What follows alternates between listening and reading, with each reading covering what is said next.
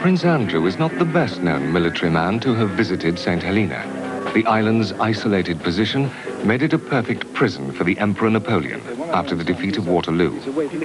The prince was taken to see Longwood House, where Napoleon was kept for 6 years, quarrelling with his British jailers.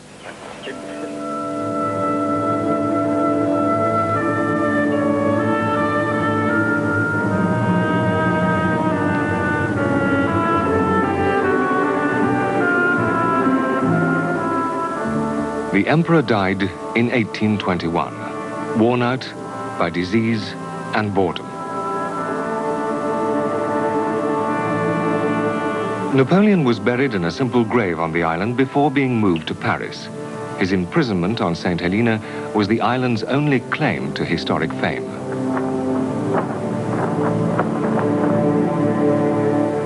Prince Andrew fought as a helicopter pilot in the Falklands War, a campaign which gave new prominence to St. Helena's strategic mid-ocean position. British victory in the Falklands could not have been achieved without the bases on the St. Helena dependency of Ascension Island, just 700 miles to the north.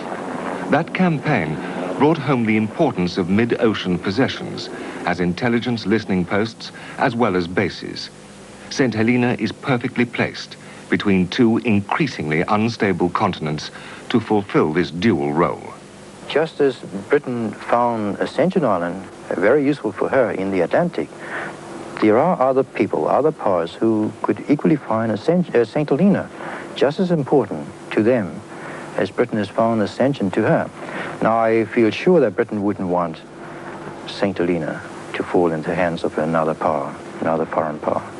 And so I myself think we are of extreme importance to Britain, and that Britain should do more to cultivate us and make us part of her.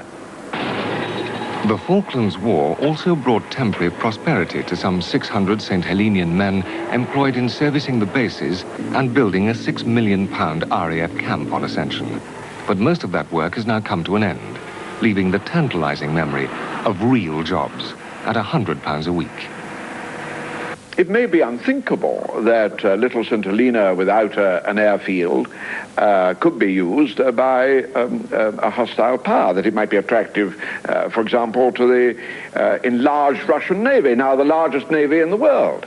But as Freud said, the unthinkable is what we should think about. And there are circumstances where if a colony is driven into delinquency because it is not getting proper support, then one could see a scenario arising where a threat to Western strategic interests arise. The enlarged Russian Navy recently severely tested NATO defenses in the North Atlantic in an unexpected exercise off Norway. An intelligence base in the South Atlantic would give the Soviet fleet an added and massive advantage. I think in an age when what you know is much more important than what you have, even in destructive terms, places like St. Helena, Ascension, particularly since they're in the middle of a lot of water between two increasingly unstable continents, are not only of vital importance to us, but of prospective importance to anybody else. And the problem is to know what to keep when, in fact, you don't have a major international role as a former imperial power, bearing in mind that however small a place may be, however isolated a place may be, you don't need much real estate to have a really vital piece of your strategy.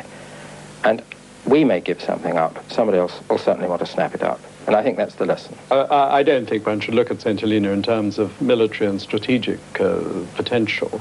And anyway, the fact is that we are the people on whom St. Helena depends. We accept our responsibility, and we certainly wouldn't try and dump our responsibility. St. Helenians would see that British responsibility as helping to provide real work on St. Helena to help them shoulder part of this burden. Working on the Ascension bases, islanders have proved they can be productive given the incentive and opportunity. St. Helena supplies not just labor, but a police force and a post office for Ascension. But the British government seem anxious to discourage closer links between the important and bustling military base and the impoverished but strategically positioned Mother Island. I was very intent when I came here on bringing the three islands, St. Helena, Tristan da Cunha, and Ascension much closer together. And I felt too that Ascension could make a greater contribution to the colony's affairs, particularly as a source of revenue. Although I am governor of Ascension, the St. Helena government is something quite separate. And Britain have made it abundantly clear in a statement in the House of Commons a few months ago, soon after the new government took office, that the connection between the islands is simply through me as governor, and that this island will be quite separately administered. The American Space Agency, NASA, and the US Air Force have large facilities on Ascension, but they contribute nothing to the budget of St. Helena. This is a disappointment to the islanders because they've always felt, and I think quite rightly, that organizations like the American Space Administration should pay some rent for the sites that they occupy. And this would help the local government with their revenue problems. This is a very important point that I'd like to see the government take up immediately with Washington. Perhaps getting Washington to pay a rent for that base. They pay a rent to the Turks and Caicos Islands for the very similar base on Grand Turk. And I can't for the life of me see why the Foreign Office doesn't ask for just that rent for the Ascension base. Well, I think the Americans who use the base down there would be only too keen to contribute something towards for the use of the base, and that would be an asset to us here. The military's down there using it now. There are other uses on Ascension Island, and I think they would all be willing to pay something towards upkeeping St. Helena. Britain is reluctant to pay larger handouts to St. Helena, and the entry to this country remains firmly barred. But could St. Helena's natural resources be developed to provide a measure of self-pride and self-sufficiency? The world shortage of food means that more nations are turning to the sea to make up their necessary protein supplies. Fleets from Japan and the Eastern Bloc already fish the waters of the South Atlantic. As yet, little has been done to discover if the sea around St. Helena could support a fishing industry. Local fishermen find shoals in plenty, but because of lack of planning and adequate investment, an attempt to salt fish for the African market went badly wrong. Tons lie unwanted in a purpose-built store. The size of the schools we need to here. I average some of the schools have over 100 tons. And in one school, there's many as 10 to 12 schools daily working part here. We pole them with a pole. There's Trevor, myself, and Raymond with the Helena Dorothy. We poled 3 3/4 ton of Nidu in less than 2 hours. Yes. At Sandy Bay. Yeah. We stopped catching because, we don't know whether or not they would take the fish. I'll give you a very clear example of the Fisheries Corporation. Their biggest fishing vessel, the Westerdam, has found round the island an enormous crab resource in deep water. The only vessel here capable of catching them is the Westerdam. There is not now enough money even to run the Westerdam to go out and look for the crab. Japan, which has a great need for crab, is interested in our crab. America is interested in our crab, but we are not even in the position now to catch the crab to send them samples. This is where the British taxpayer ought to ask itself, its corporate self, whether it's sensible to even initiate development schemes if there's no way of providing money to carry out the development schemes. All St. Helena asks is help to allow it to help itself a little bit, to make it less dependent on British funds. Everybody ready? Right, on your marks. After a series of economic false starts, islanders have become resigned to an economy that never seems to get off the ground. Well, you see, government tries to do so many things at the same time, and there's only a limited amount of money, and therefore you end up getting nothing really substantial done.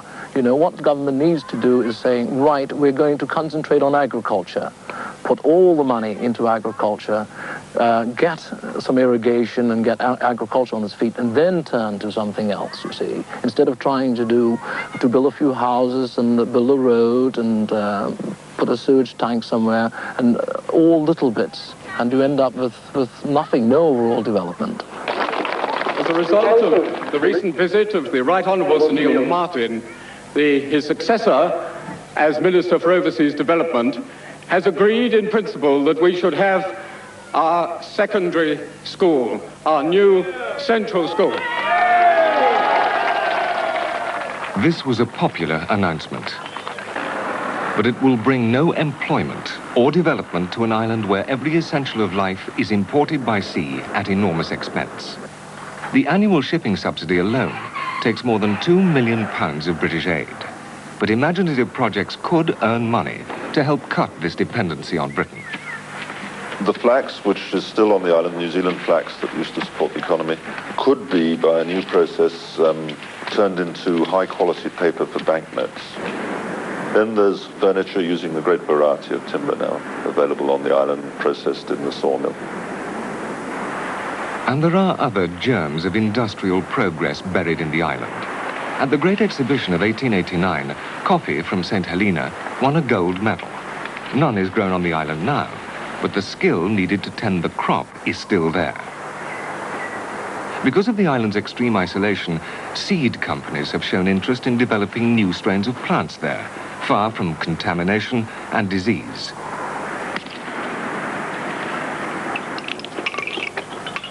There's no bank on the island to lend money to sponsor local projects, so it needs British help to initiate progress and imported commercial talent to make use of the people's natural abilities.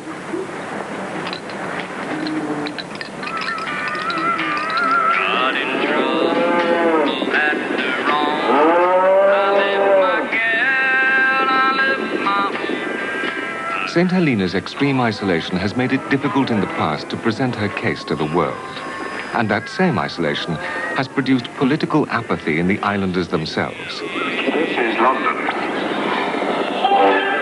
They are angry, but haven't yet learned how to mobilize support and still rely on British officials to put that case for them. BBC World Service presents News Desk with world news, British news, and a summary of international sport. We begin with the main news headlines. The democracy is still a very tender plant here, and the real problem on the island is people's indifference, I think, to their own future. At Beirut Airport. Any questions you would like to put to me? You must have some problem.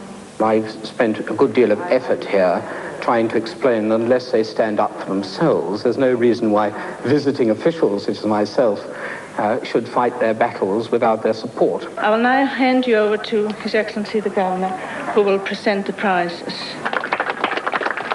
The governor is a very, very big man in St. Helena. The trouble is that, important as he is on the island, he's really only a relatively junior Foreign and Commonwealth Office official in London.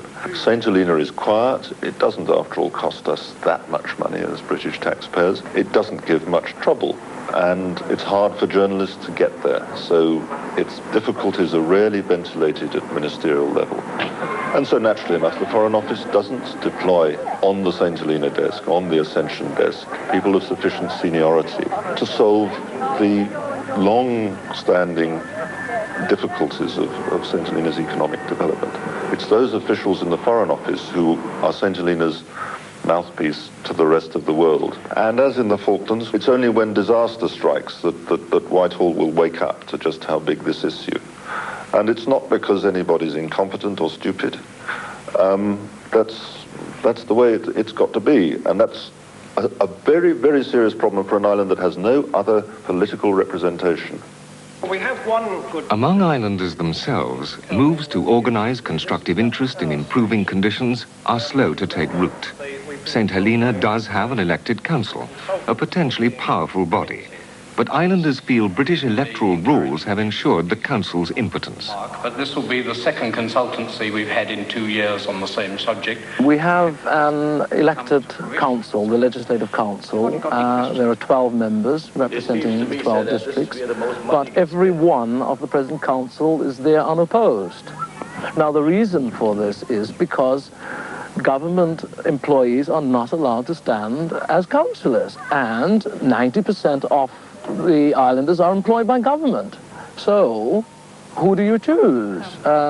You know, old expats who've come here to retire in their 70s, you know, it's very difficult. And unless the Constitution is changed, I don't see any form of democracy, really, true democracy, working here. Yeah, we went to school at the top of the ladder. We went to school up there, secondary school. St. Helena wants to regain her faith in Britain's care for her. If this hope is to become a reality, a way must be found for the island's voice to be heard more clearly in Britain. And you? No, just unemployed. Just unemployed? Yeah. Waiting for employment? Yes, hopefully. Yes, still waiting. The sad thing is that St. Helena is so small and so remote that it cannot have an effective voice here at Westminster, where decisions affecting its future are made. It's even too small for absorption into the United Kingdom and given a sort of constituency status. It seems to me that there would be some sense in appointing a distinguished St. Helenian to, say, the House of Lords. There are more St. Helenians in this country, incidentally, than there are in the island itself. But it ought to have a voice. There it is, a small community entitled to self-determination, unable to exercise it, unable to control its own destiny. If there were a voice here at Westminster, that might help. Because I promise, I believe, O Lamb of God, I come. I think places that cannot be relinquished have to be given extra special consideration in human terms.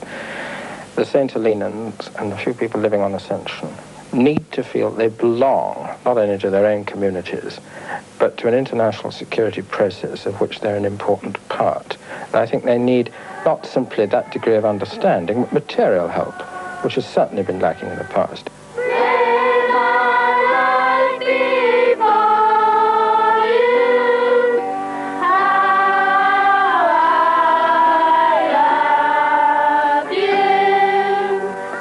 If we only had one or two very small islands with very small populations, maybe, I'm not saying for sure, but maybe we could have taken a different view when it came to drawing up the British Nationality Act. But the reality is that we have still got a number of dependent territories, one of which at least has got a very large population, and we have had to devise a system which makes sense for the dependent territories as a whole. Do you see any possible change for an island of just 5,500 people with not a strong economy? Well, it's not for me to say that I see any possible change, no.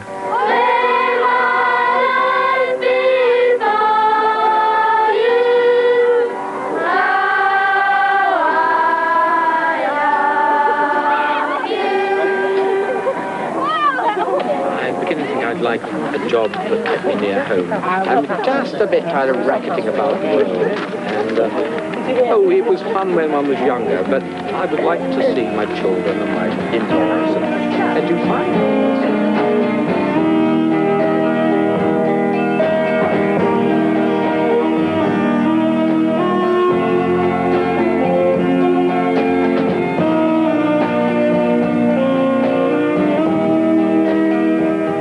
We are part of Britain. We think like you. We speak like you. Our ways are like your ways. We're no strange to the British people. We'll be a happier people, I think, in Britain here to understand it.